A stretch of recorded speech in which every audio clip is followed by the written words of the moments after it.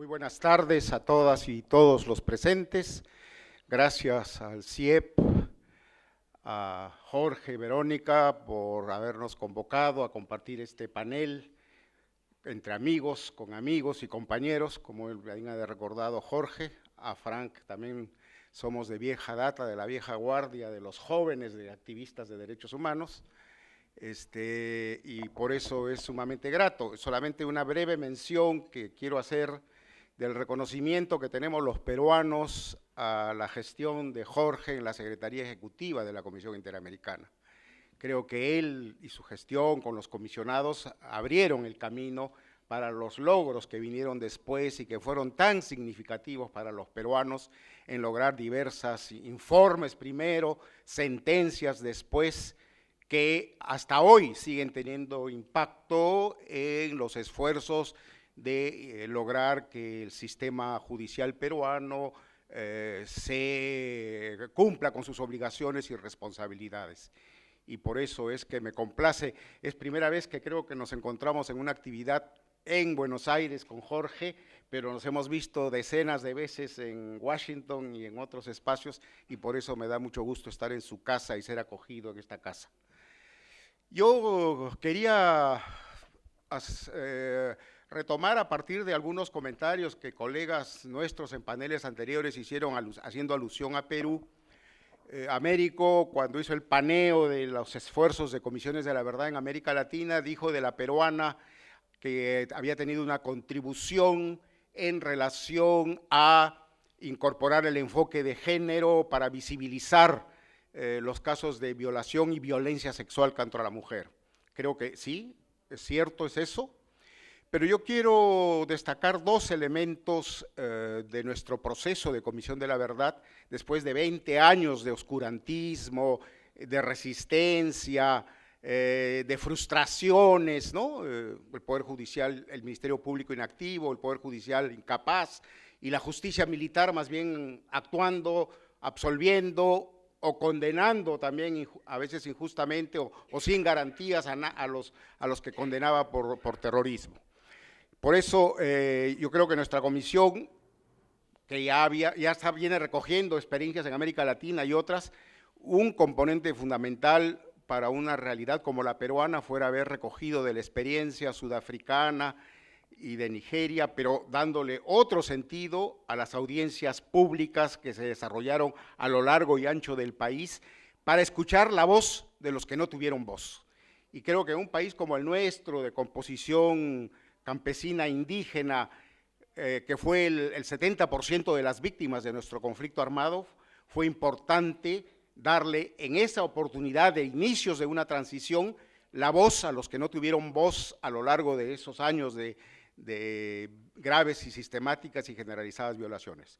Y lo otro fundamental que estableció como hito, como ahí un templo, como un hito fundamental para nuestro proceso a futuro y que hasta ahora debemos seguir defendiéndolo, es que junto con señalar los graves crímenes de terror que cometió Sendero contra la población civil, violando el derecho humanitario, señaló que de la fuerza pública, de las Fuerzas Armadas, se cometieron graves, sistemáticas y generalizadas violaciones de derechos humanos. Esto es algo que en la tradición política de la dictadura había querido ser ocultado. ¿Cuál era la tesis que sostenía el régimen de Fujimori? Pero antes, incluso durante el gobierno de García, frente a las graves violaciones, se decía que las Fuerzas Armadas solo cometían errores o excesos, ¿no? Y hasta ahora la resistencia de la Fuerza Armada es justamente aceptar eso que quedó allí ya establecido en el informe final de la Comisión de la Verdad, que en el Perú las Fuerzas Armadas fueron responsables de graves crímenes de Estado que fueron sistemáticos y generalizados.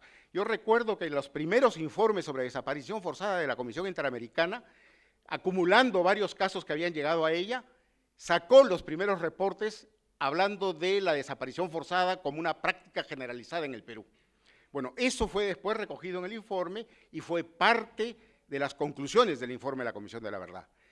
Esto tiene que ver con justamente estas tesis confrontadas que hay tienen que ver con el transcurso de lo que ocurrió posterior a la Comisión de la Verdad, lo que está ocurriendo hoy y lo que seguramente tendrá que seguir ocurriendo en los años siguientes, porque tiene que ver con las batallas por la memoria, que justamente deben ser recogidas por las generaciones futuras del país, sobre qué fue lo que se vivió en esos años de horror, de graves violaciones a derechos humanos y el derecho internacional humanitario de esos 20 años de la violencia política en el Perú. Y eso es algo fundamental. Ya voy a volver al final que hable sobre cómo estamos encarando los temas de memoria en el Perú. Ahora quiero volver para señalar la importancia que también tuvo la Comisión en contribuir a los procesos de lucha por la justicia en el ámbito nacional, porque hasta antes del establecimiento de la Comisión de la Verdad ya habíamos logrado un gran triunfo con la sentencia de la Corte sobre el caso Barrios Altos, aquella sentencia que ha servido al Perú y ha servido a América Latina, donde se dejó sin efectos jurídicos las leyes de amnistía o autoamnistía que se daban los gobiernos. En el Perú, en el año 95, la dictadura de Fujimori, después que se develó los crímenes del Grupo Colina, este escuadrón de la muerte que cometió Barrios Altos, Cantuta y otras 50 desapariciones y ejecuciones extrajudiciales en el lapso del 91 y 92, como compromiso con los Colina que se tuvieron que juzgar inicialmente en el fuero militar, Fujimori dio la ley de amnistía, justamente para que entre el 80 y el 95 no se pudiera investigar los hechos del pasado. Y esas leyes de amnistía fueron las que finalmente fueron confrontadas por esta sentencia de la Corte Interamericana que las dejó sin efectos legales. Por ello, antes de que incluso empiece la Comisión de la Verdad sus trabajos, ya la justicia peruana tenía una obligación, por consecuencia de la sentencia de la Corte, para empezar a investigar hechos del pasado que habían sido cerrados por esta ley de amnistía del año 95 de la dictadura cívico-militar de Fujimori. Entonces, la Comisión de la Verdad hizo una contribución adicional porque elaboró 48 expedientes judiciales listos, algunos sobre casos como Barrios Altos y otros, y lo entregó al Ministerio Público. Entonces, la Comisión de la Verdad peruana también hizo una contribución a la búsqueda de justicia, al clamor de justicia de las víctimas, al elaborar por lo menos en los expedientes, a copiar información, documentación, testimonios, que luego sirvieron para darle continuidad a los procesos, a pesar de las dificultades, obstáculos, trabas del sistema judicial nacional para afrontar estos temas de la justicia. Entonces, este mecanismo de nuestra Comisión de la Verdad tuvo estas contribuciones en el ámbito de la justicia, en el ámbito de establecer tesis de interpretación sobre lo que ocurrió en el país y una contribución también a las reparaciones, porque concibió un plan integral de reparaciones para atender reparaciones individuales, colectivas, entre las individuales económicas y las colectivas también económicas, para comunidades campesinas, para centros poblados, que eran el universo de mayor afectación en la violencia política del Perú. Pero también concibió algo de reparaciones en salud, en educación, en vivienda, y ahora estamos con trompicones, con dificultades, con avances, retrocesos, estancamientos.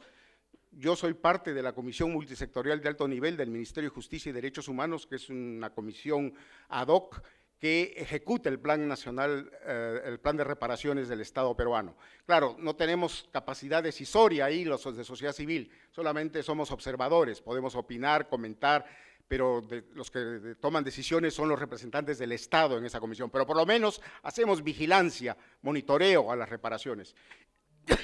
Y como parte de algunas de las dificultades que estamos viendo en la ejecución del plan de reparaciones, por ejemplo, hay la negativa del Estado de, como lo comentaba en el panel sobre mujeres, nuestra colega Yulisa, el Estado no quiere reconocer violencia sexual, solo violación sexual.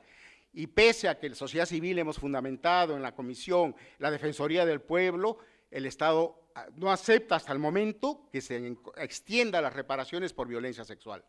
Otro tema que no quiere aceptarlo es el tema de la doble o múltiple afectación. El registro único de víctimas que se ha elaborado, en algunos casos establece que una familia no solamente sufrió una afectación, sino 2, 3 y hasta a veces más afectaciones. Un desaparecido, un torturado, un ejecutado, a veces por Sendero, a veces por el Estado. Entonces son múltiples afectados y el Estado solamente quiere reconocer una afectación a esa familia, ¿no? Y esa es una batalla que hasta ahora no podemos doblarle el brazo al Estado para que reconozca la multa. Por eso nos hemos planteado, y como tarea de presente y de futuro, presentar recursos de amparo para evidenciar la discriminación que significa el no reconocer la doble o múltiple afectación a las víctimas, ¿no? Entonces, estas son el tipo de tareas que de cara a las reparaciones que están planteadas, aunque han habido algunos avances que no los podemos dejar reconocer, en reparaciones colectivas hay más de 1.800 comunidades con reparaciones de hasta 100.000 soles, más o menos $30.000, para una actividad en una obra ejecutada en su comunidad. Claro, con este problema que a veces se discute sobre si esta es una obra social o es una obra reparadora al daño recibido.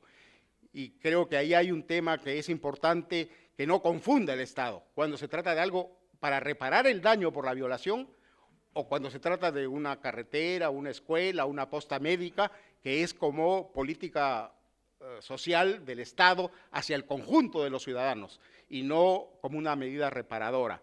Y ese es un tema que indudablemente seguimos batallando y por eso en las obras de reparación colectiva se busca que también haya una ceremonia de memoria de qué hechos fueron los que se produjeron en la comunidad cuando esto se produce. En el ámbito de la justicia, creo que en el Perú han habido importantes avances, pero ahora estamos encarando frenos y retrocesos. Indudablemente esto tiene que ver también con los contextos políticos en el país. Indudablemente el gran impulso que significó después del colapso del régimen de Fujimori, el gobierno de Paniagua y el de Toledo de alguna manera, con algunas limitaciones, pero fue el que impulsó la creación de la Comisión de la Verdad, su informe, la ley de reparaciones con algunas reservas que hubieron, pero fue un impulso político importante de la transición. Ya con el gobierno de García, esta perspectiva de contexto político amigable, favorable, se frenó. Y es que pues el gobierno de García tiene pendientes graves responsabilidades, a él le fue señalada responsabilidad por lo menos política en crímenes que se produjeron en su primer gobierno del 85 al 90. Y hay quienes podrán recordar la resonancia que tuvieron casos como los de los penales, ¿no? Con más de 200 muertos, casos como los de Ajomarca, que ahorita está en juicio oral, el de Callara, que llegó a la corte y se perdió por una mala actuación allí, que se sustrajo el expediente de la corte y se quiso volver a ingresar y se falló. Y, en fin, están los crímenes de Rodrigo Franco, sobre lo cual también hay sentencia de la Corte Interamericana sobre estas muertes producidas por un escuadrón de muerte de la época de García. Entonces, el gobierno de García jamás fue amigo de la Comisión de la Verdad y sus recomendaciones. Y por eso, durante su último gobierno, le puso dificultades, obstáculos, sobre todo a la justicia. Él aprobó las reparaciones, incluso las reparaciones económicas terminó aprobándolas. Pero en lo que era justicia, ahí sí no hubo contribución, y es un tema que hasta ahora se arrastra cuando el Ministerio Público, el Poder Judicial, exigen información, y este es un tema que corresponde a recomendaciones que ha dado la Relatoría de Libertad de Expresión. No hay transparencia para dar la información desclasificada de aquella que se considera de seguridad nacional, y no por la que pidamos nosotros, sino la que piden los fiscales o jueces, ni siquiera esa quieren darla adecuadamente para los procesos de investigación.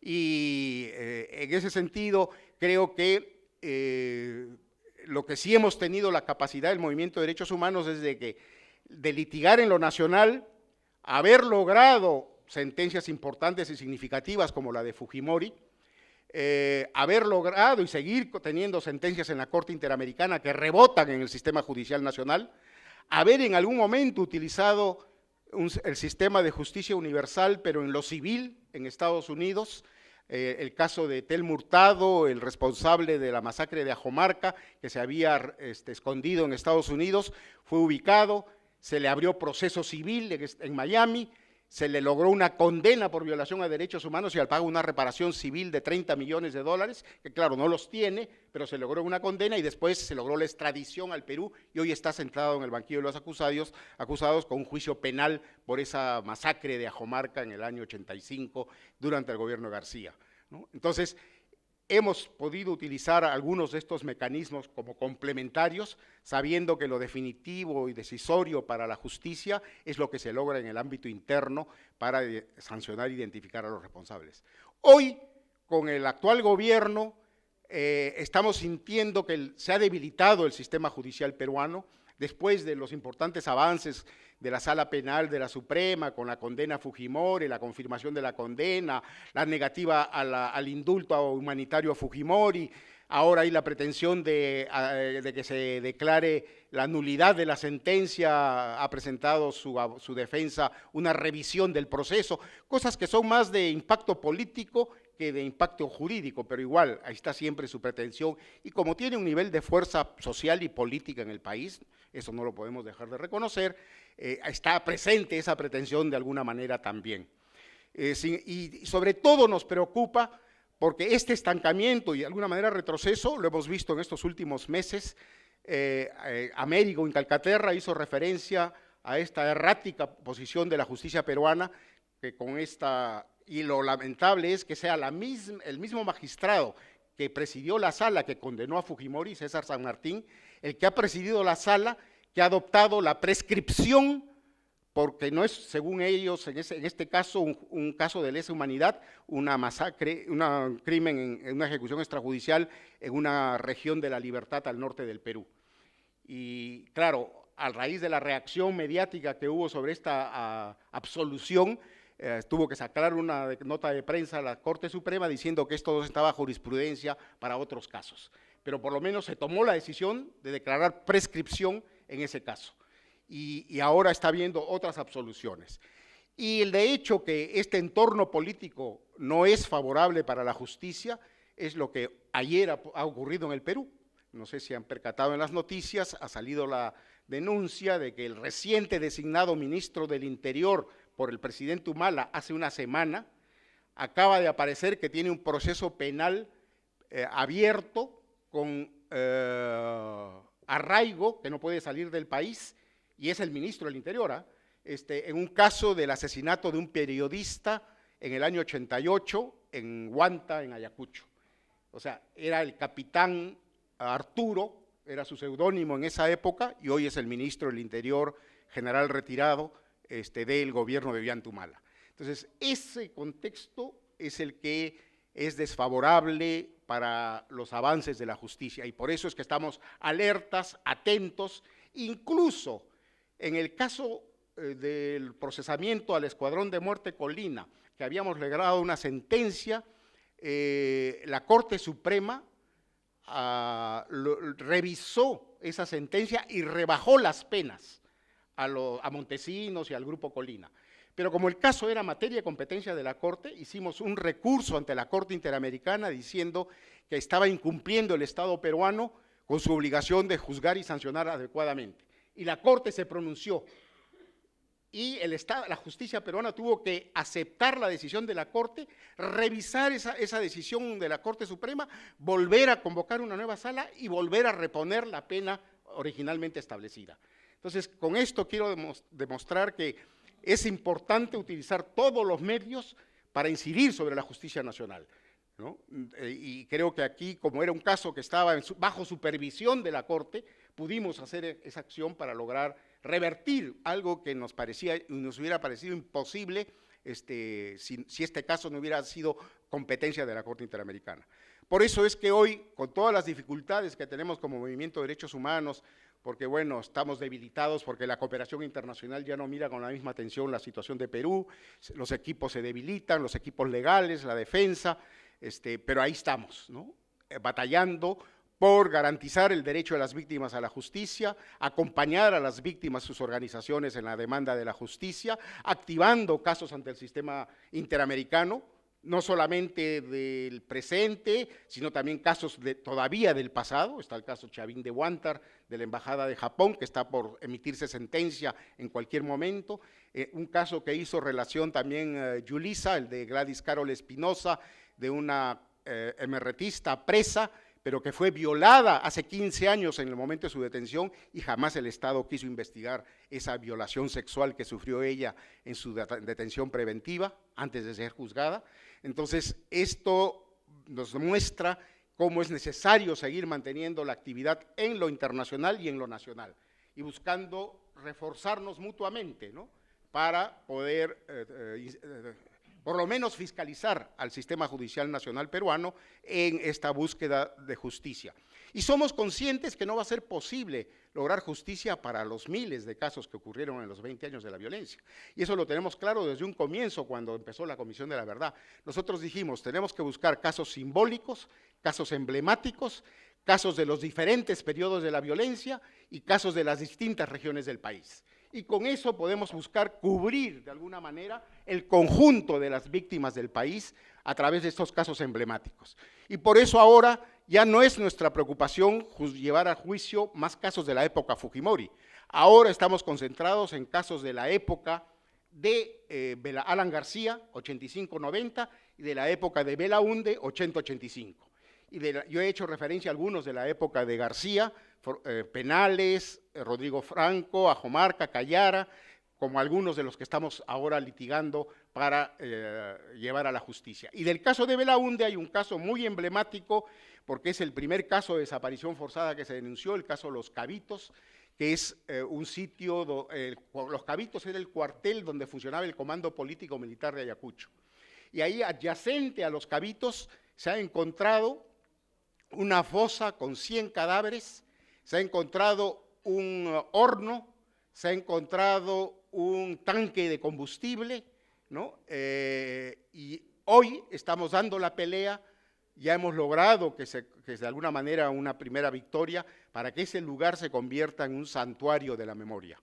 La Hollada se llama este lugar, está al costado del cuartel, ¿ya?, en un declive. Y ahora vamos a mostrarles un pequeño video del proyecto de memoria que estamos queriendo promover, que se instale allí. Es un pedido de los familiares de los desaparecidos de Ayacucho y es un pedido del conjunto del movimiento de derechos humanos, porque fueron las primeras violaciones que se pudieron en el año 83. Las primeras desapariciones ocurrieron allí, ¿no? Y por eso lo simbólico, lo emblemático, lo fundamental que significa no solamente la justicia, el caso Cabitos, estamos en estos días en juicio oral, todo este año seguramente va a terminar, y estamos reivindicando el santuario de la memoria de la Hollada como lugar de memoria, sitio de memoria para recordar, pero con una concepción que van a ver de un grupo de arquitectos en donde han transformado el tanque de combustible, las fosas, en un lugar que busca proyectar esperanza y vida, ¿no?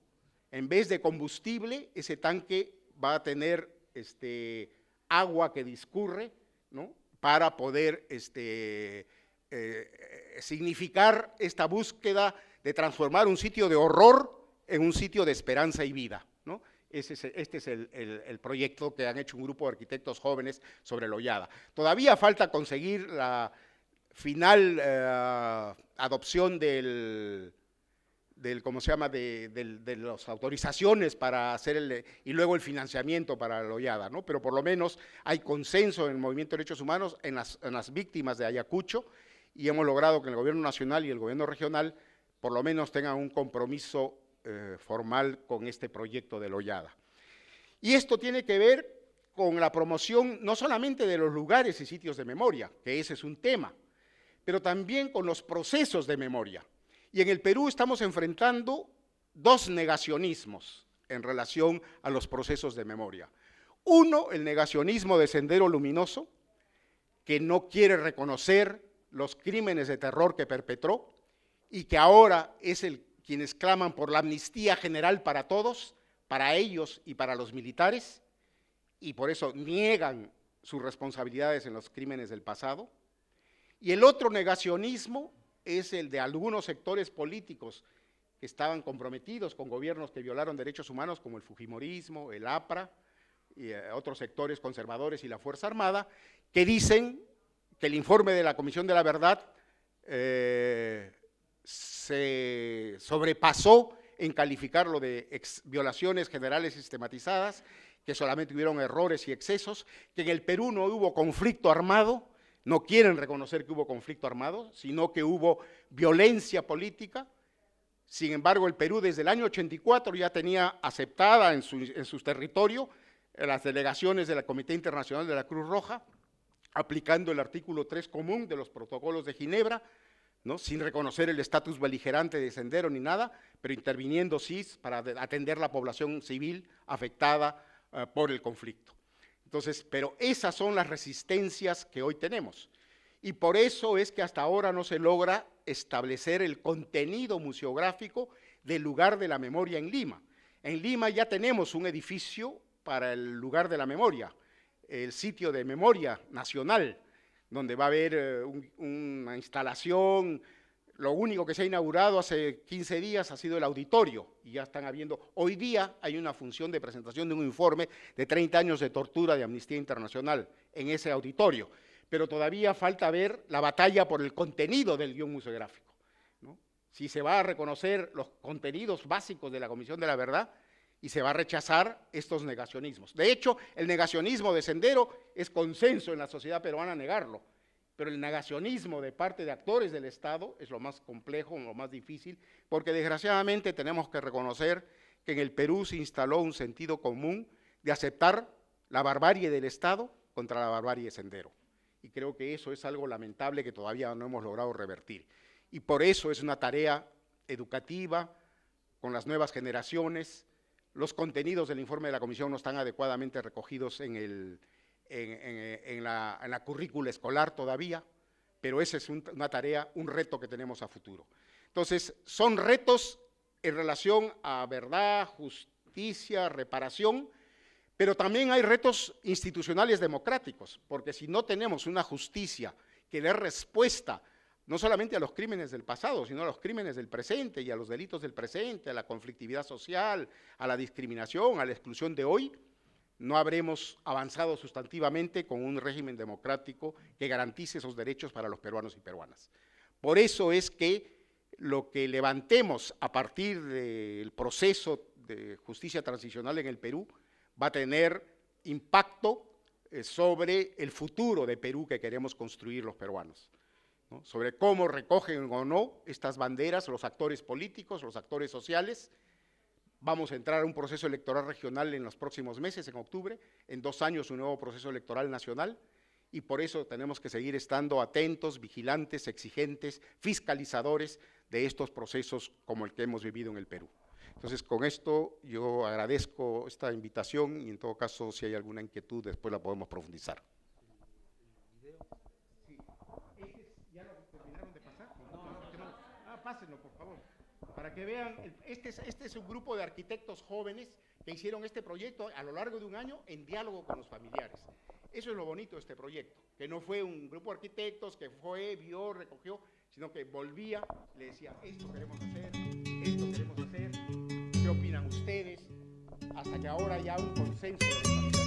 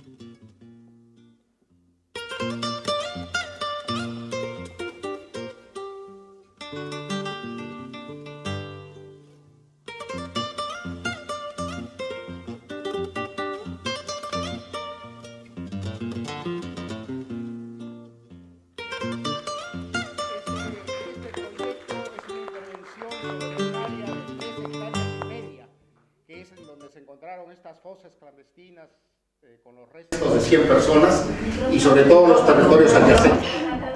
Perdón, disculpe. No, digo que esta es una intervención que pretende hacerse sobre un área de 3,5 hectáreas, que es el territorio que se ha logrado recuperar, en donde están las fosas con los restos que se encontraron. Ya se han recuperado los restos, ahora estamos en el proceso de búsqueda de identificación a través de pruebas de ADN.